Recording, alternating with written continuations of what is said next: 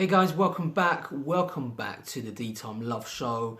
Today I've got a very interesting review, a long awaited review. I've been bombarded with messages about this watch. Why have you not reviewed it, D? It's in your collection. Why have you never done a review on the Seiko Alpinist? I'll be honest with you, it's one of those things. It's one of the watches that I bought just before I started the channel, just over 2 years ago, and I just never got around to doing it, which is a real shame. I know the Seiko fan, the Seiko nerd, the general watch enthusiast absolutely love this watch, but I'm in a really good position as I've owned the watch for over 2 years to give you guys a good insight, a critical, honest review, and let's do a quick wristwatch check on the Seiko Alpinist. And yes, a lot are saying it's going to be a classic. A lot of people are saying it is, iconic. It is a legendary watch. Even some people comparing this to a Rolex Explorer 1, And I'm going to talk about my love and hates and give you guys an in-depth critical review of the Seiko Alpinist as I've been wearing it for over 2 years. Let's change perspective. Let's get straight to the review. Let's start the review of the Seiko SARB017, the Alpinist. I've had this watch for just over 2 years now, and my experience of the watch has been good. I love the way it looks. I love that sunburst green dial. It really does play with the light very well. I'm a big fan of the numerals in gold and the cathedral type hands with the Mercedes finish. I love the style of the case. It has some sort of similarities with a Rolex Oyster case. A lot of people say it can be compared to a Rolex Explorer, but I wouldn't go that far. The similarities are in the design of the case, and I think that's where it stops, with all honesty. But, I think I have got the Yamatoko spirit, and I love watches with history and built for their purpose. And the Seiko Alpinist is an original design. It was designed for the Yamatoko, a mountain man. The term comes from the Japanese mountain man, a man who goes exploring in the weekend, someone who is an explorer but also a gentleman, unlike the modern explorers of today. And I have to say, it has got a certain charm and character about this watch, and that's really what drew me into the watch. I mean, I wasn't sure I was going to like a green dial watch, and I'll be honest with you, some of the photographs that I see online don't do it justice. When you get the watch and you put it on your wrist, you realise that it is quite a special timepiece. It has got its flaws. It's not perfect, but it does suit its function. And it's amazing how these Japanese domestic models are quite different to the ones that we have in the Western world. These Japanese domestic models really have a certain charm, and they have got real design and function, and really do suit the needs of their target market, the explorer, the gentleman, the Yamatoko. Very cool. Let's have a look at the packaging that the watch came with. And when I got the watch, I was really surprised because I wasn't that familiar with domestic, Japanese models. But the Seiko Alpinist comes in this long rectangle box, which was I found it very cool, and it's got like a sort of like fake sort of suede finish inside case, like cushion for the watch, which is very cool indeed. It does come with the outer, white Seiko box that we're more used to, with all honesty, but we normally comes in a square box here in the UK. But let's have a little closer look at the Seiko Alpinist. And sorry about the poor lighting. I am getting a new camera, guys, as well, and I will be able to shoot videos in 4K come next year. So those of you that have got a 4K monitor, 4K TV, you will get absolutely stunning high definition views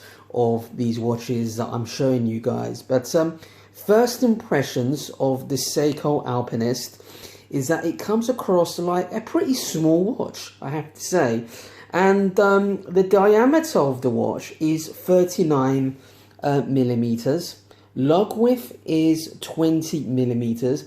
but from lug to lug, you're looking at 46.3 millimeters. Okay, now depth size, you're looking at, I think the depth is around 12-13 millimeters. Let's have a look at the case back. It's a solid case back, as you can see there. That is the Alpinist logo. You know, the actual movement that this watch hosts is the Seiko 6R15 automatic movement. It's an in-house movement, 23 joules movement. It has got a 50-hour power reserve, but I think at the beginning I was getting 50-hour power reserve. Now I think it's running around about 48 hours. A few scratches there, bit of wear and tear from over the years, I have to say. But you know, in terms of the case, I can see why people have made similarities with the Rolex Oyster style case. Just the way it's been designed and shaped does remind me of a Rolex case, I have to say. But I think that's where the similarities end, with all honesty. But this watch has got quite a few different features. Okay, it is sapphire crystal.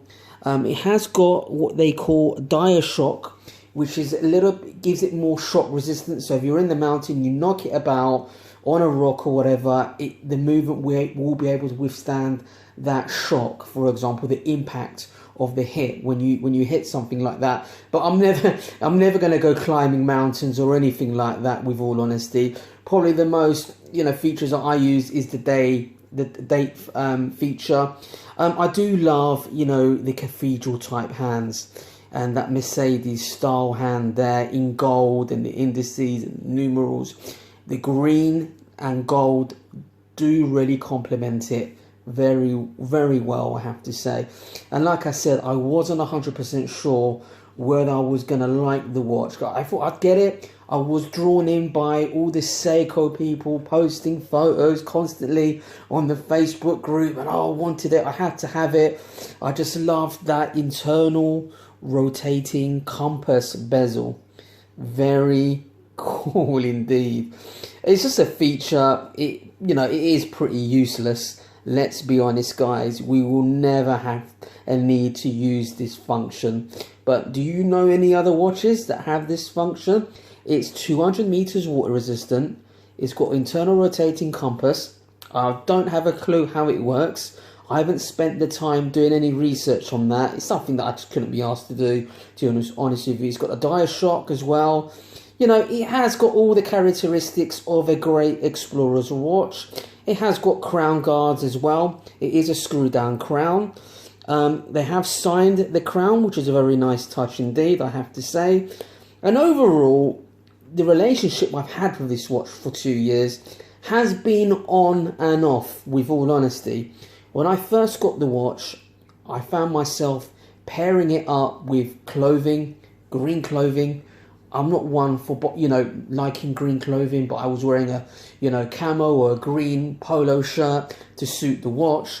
I was then wearing like a brown Timberland boots to suit my brown leather strap that I've added, which really complements it. What I found with this watch is, over the years, it is very versatile, and I've had so many different straps, and in the end, the one that stayed on this watch was this buffalo leather strap, which is very good quality and very good value for money, I have to say. And I'm sorry, good thing that this watch is DiaShock, because it does take a knock, as you just heard. But the negatives on this watch, first of all, is that because it's such a high-end sort of finish polish on the case and on the bezel, it's extremely shiny, and if you want a watch you're going to wear every day, it does pick up scratches.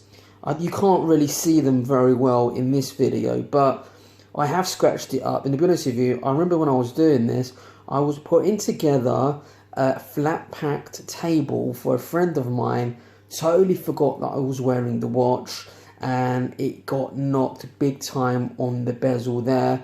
You can't see it, you can only see it when the light hits it. I guess I can buff it out. The glass did take a big hit and it didn't shatter, which was great. And as you can see on the back case, with time. It does get a lot of scratches with wear and tear, and that's probably me, you know, changing the straps over time. But very cool indeed, I have to say. You know, I sort of love it and not like it for a while. I sort of like keep it in my watch box, and every now and then, every 2 to 3 months, it gets some wrist time. But due to you guys sort of saying why I never ever reviewed such a popular watch, you know, the Seiko Alpinist, you're surprised that I never reviewed it. Like I said, I just never got round to it. It's just a strange one, really. It's just like there's so many reviews on this watch. I wanted to just give it a different sort of perspective. Someone who's owned the watch for a couple of years, and you know, it's running well. You know, the movement is good. It's manual wind, there is hacking and so on. I've even got this watch wet, to be honest with you. Yeah, I mean, it's survived some real intense things, you know, especially when I was refurbing my house, and it's quite light as well, so you will tend to forget that you're wearing it, and it's very comfortable indeed. It is 39mm, but I think it wears a lot smaller. Honestly, it reminds me when I wear my Rolex Datejust, my 16014, the 36mm, it wears a lot smaller than the size suggests. You know, you'd think it'd wear more like a 40, it wears more like a 36mm, which means it is extremely comfortable. And with all honesty, for me, this watch is not necessarily a tour watch. It looks quite dressy. Because of the way of the cathedral hands, the gold numerals, the indices, the size of the watch, it could be, you could get away with it as a dress watch, to be honest with you. It is very versatile. You could put it on an Oyster style bracelet or a Jubilee. Strapco is selling these now for these watches, and I think it just gives the watch a total different dimension. This is, you know, I know it's the Yamatoko spirit that I said I have. You know, do I really know what that means? Not really. I'm not really a mountain man or anything like that, but I do like the way it sounds. It is a gentleman's watch, in my opinion. You can wear it to work, both formally and informally. It really is a versatile piece. And to my surprise, how versatile the green dial is, because I think you're either going to love it or hate it, because I'm a blue dial man. I love watches with blue dials and white dials. However, there are different variations of this watch. I've noticed when I got mine, I couldn't find a different color dial. I think there's also got cream dials and black dials of this watch. But I think if you go for those colors, you lose the charm of the Alpinist. Everything works very well in terms of the dial, you know, the screw down crown, the compass function. The Alpinist just reminds me of exploration, but very cool indeed. The only thing I would say, the movement is good. You know, I've never had a problem. I've got other Seiko watches that host the 6R15 movement, 23 jewel movement. Like I said, I think it's running around about 48-hour power reserve at the moment, last time I tested it. I am a bit of a watch geek like that. I like to time my watches that tell me the time. Very sad indeed, I have to say. My biggest negative, like I always say with Seiko watches, to my disappointment, was the leather band. Now, it has got an alligator grain finish. It is genuine leather.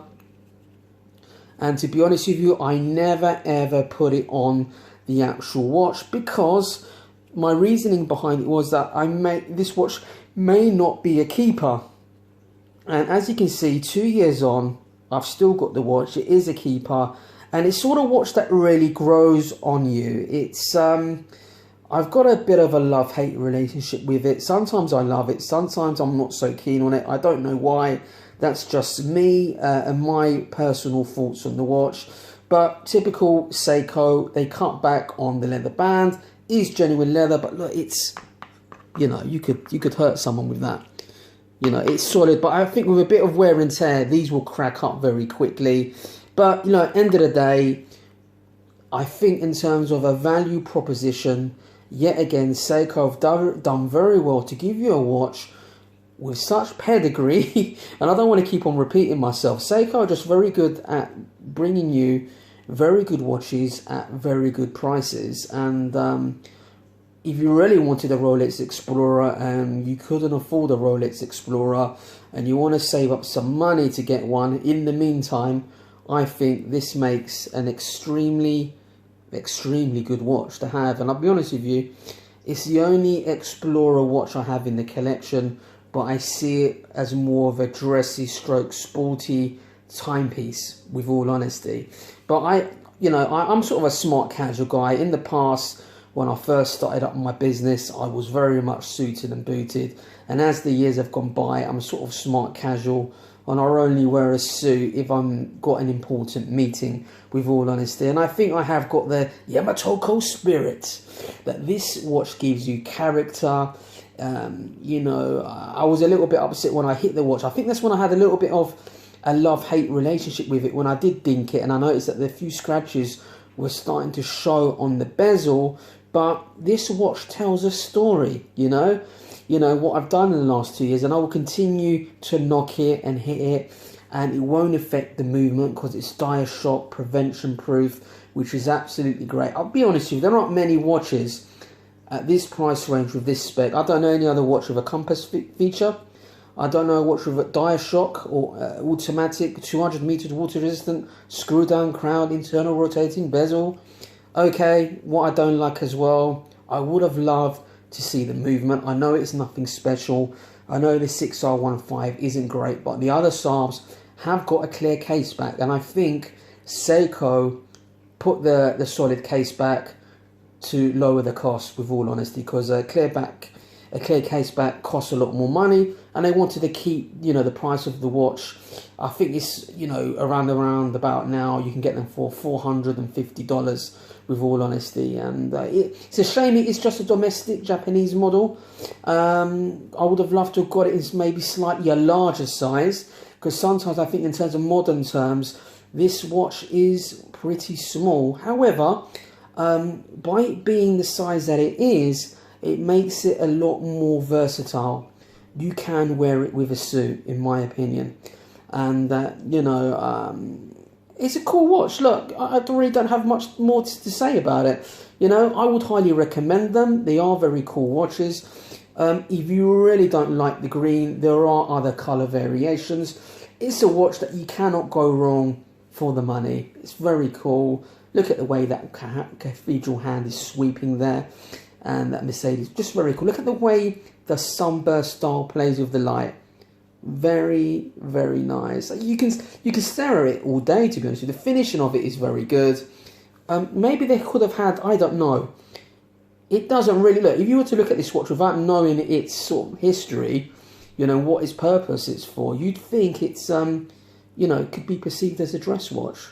But that's good and bad. Look, it depends on the person. I don't want to blab on too much. But overall, in the last 2 years, the experience has been reasonably pleasant, I have to say. I've had no reliability issues with the watch. And I guess, I'll have this watch for another 10 years without having a need to service it. Let's see. We've got another 8 years. If my channel is still going, I'll give you guys heads up on how the watch is performing in 8 years' time. But anyway, guys, I hope you enjoyed today's content. But before I let you go, I'm going to do a quick shot of the watch on my wrist.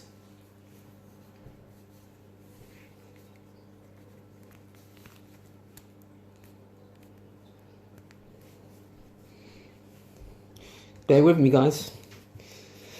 Okay, let's get it on the wrist, and yeah, it's nice. It's a nice watch. To be honest with you, when I put it away, and I've got so many watches, it's always hard to choose a watch. But when I do wear this watch, it does put a smile on my face. It is a wrist pleaser, and you know what? I don't want to sound cliche, but I'm going to give it the DeeTimeLove recommended watch, the Seiko Alpinist. For me, I think it is a classic, The Seiko X gets a lot of, love and all the rest of it. But let's be honest, the Seiko Alpinist really does punch above its weight, you got a great movement in there, in-house movement, manual wind hacking, sapphire crystal, 200 meters water resistant, so it's like a dive watch as well. It's got a compass, it's got dire shock proof movement, 23 joule movement, you know, 50-hour power reserve. That's not bad bang per buck for your money. Anyway guys, I hope you enjoyed today's love affair review, you could say, with this watch.